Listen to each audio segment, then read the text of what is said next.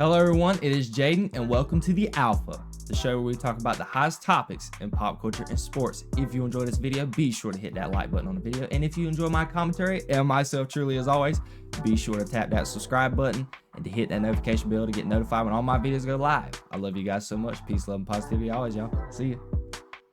We're going to talk about some pop culture things because I have something interesting that has been going on with the state of the movie industry and the film industry and all.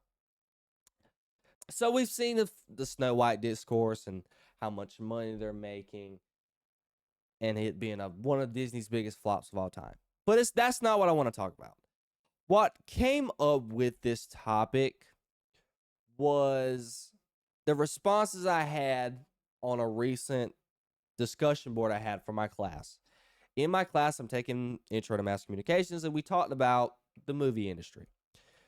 And our discussion board was about, do you utilize streaming services and what type of movies do you watch?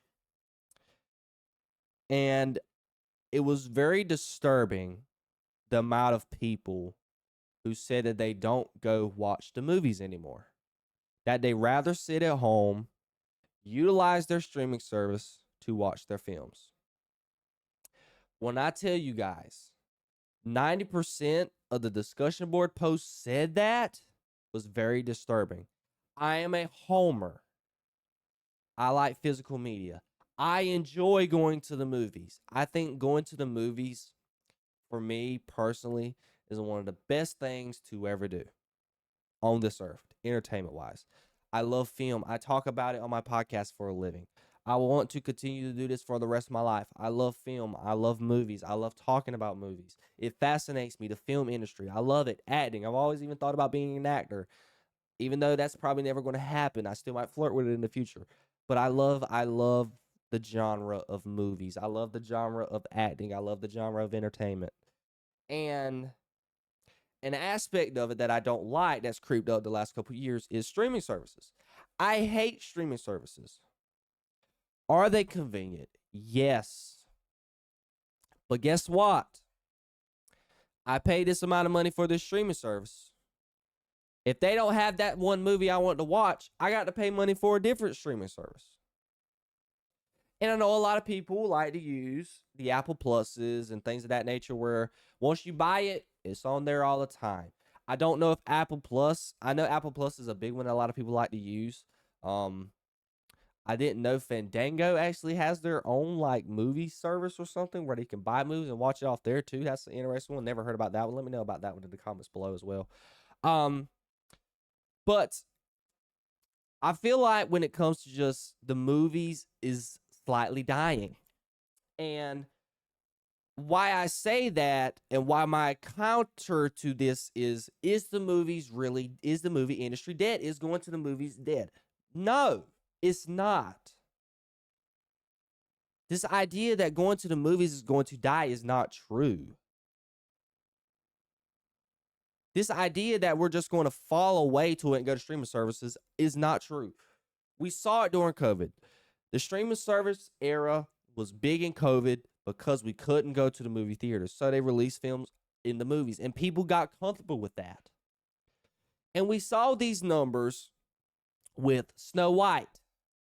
And I brought up this topic because a specific movie just came out.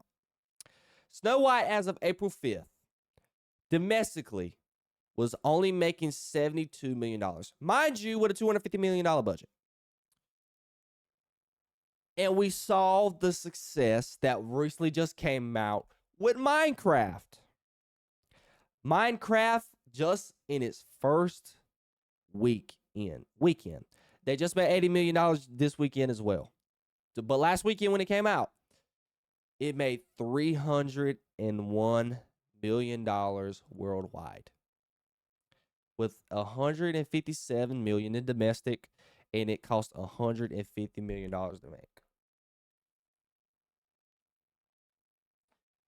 You tell me, is the movie's dead? I say that with some context. Let's dial this back and let me drive my point home here. We get that Minecraft is a big IP. It is from a video game that is beloved, and I mean beloved, in pop culture and in the entertainment and in gaming. So did it already have a mass audience to begin with? Yes. But you're telling me cinema and going to the movies is dead when you have successes like this? And this is my problem and where I'm going to drive my point here. It's about the quality of the movie. It's about getting away from what Hollywood has been promoting these last couple years since COVID. We saw it in Snow White. We saw the drama with the actress.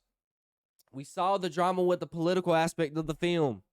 And what did it do? It showed in the box office numbers. Guess what? You make a movie without all that and without any politics in the movie that I know of. I didn't go watch the movie. I'm not a Minecraft fan. I've never understood the hype around the game. But guess what? It's made a crap ton of money. It's already at $500 million in 2 weeks. And a lot of people, and the trackers are saying it's going to easily make up to $900 million. So bravo, Warner Brothers. Bravo to the people behind the film Minecraft, Jack Black, Jason Momoa. Kudos to you guys. A lot of people said it's not a good film, but you made it for, this is what the movies is really about. You make it for the fans. You make it for the consumer. You made a great movie.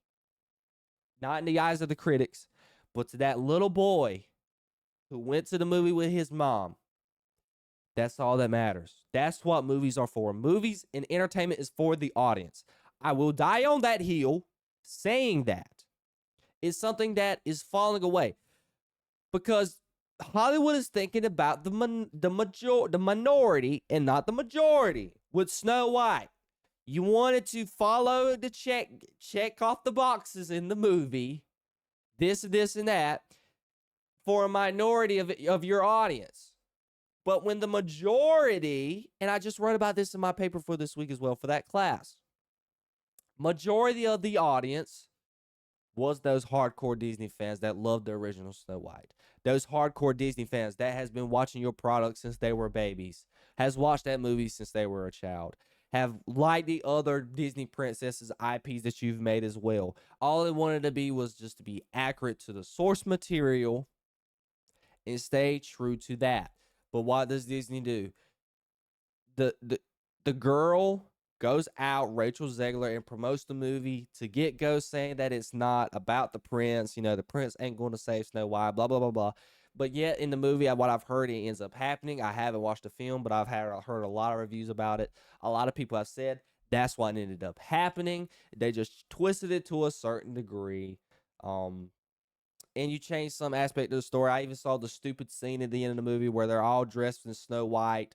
Not dressed in Snow White. They're all dressed in white, and they're supposed to be considered, I guess that's a way to seem that they're pure or something.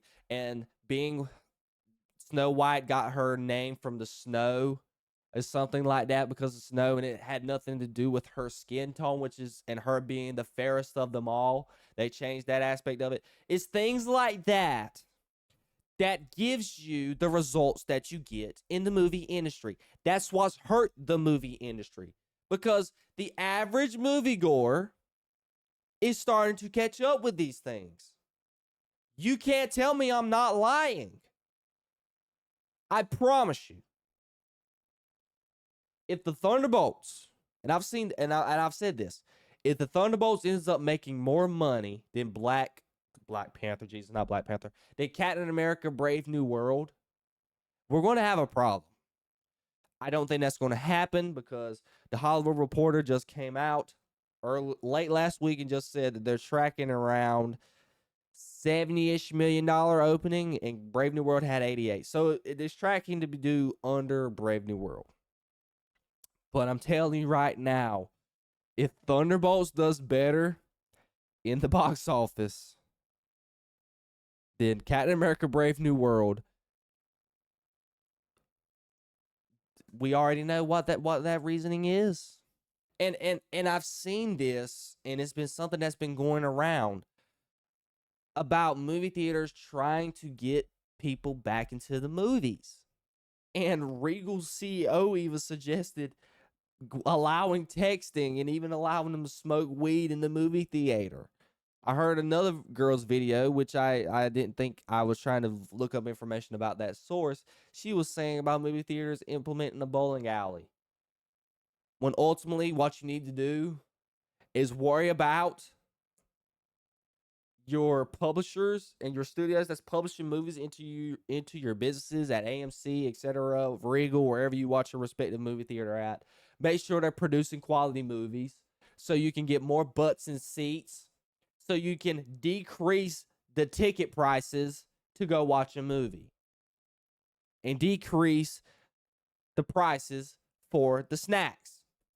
Because I'm gonna tell you right now, just on a weekend, on a weeknight, tickets is $13. Popcorn and a drink is $20. With your significant other, you're looking at a $50 date night to go watch a film. For the average fan and the average individual, that's too expensive. I do it? Yes, because me and my girlfriend, we cherish the idea of going to the movies. I love film. She loves film. We love watching movies. So am I going to pay that price? Yes. But the average moviegoer who's not as ecstatic about film as I am isn't going to pay that much money to go watch a movie. So how do we get people back into getting butts in movie seats? I just gave you the blueprint. Worry about what the audience wants. The majority of them. Not the people on Twitter with their accounts, which got all these stuff in their bio and they make all these questionable. I'm not going to get in detail, but y'all can go figure and think what I'm talking about. Okay? Not the people on Twitter, not the people on the internet. The average, think about who that your target audience is. So when you are making a Snow White film, think about who your target audience was. Well, I would think that my target audience would be diehard Disney fans who has watched the original, who has consumed most of the old school Disney catalog, and is looking for an accurate representation of the original film. You had the recipe. Belle made a lot of money. Beauty and the Beast made a lot of money. I think Cinderella made a significant amount of money as well.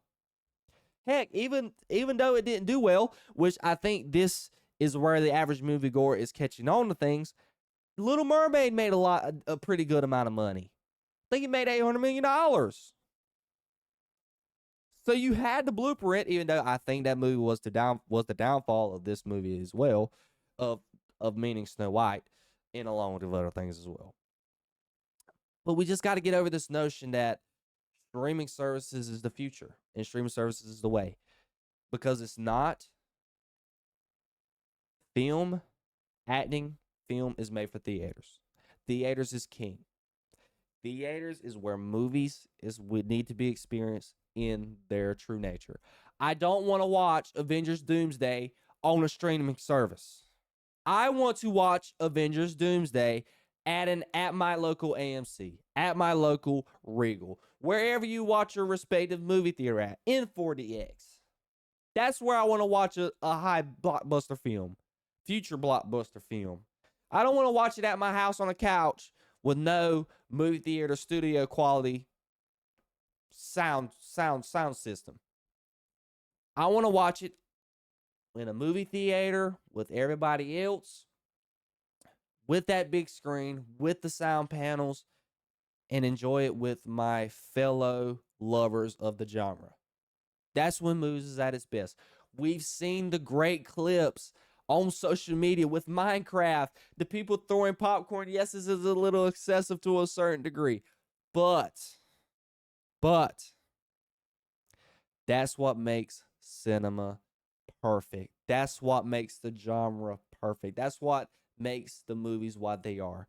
People get together, we can gather, and all just cherish and love the content.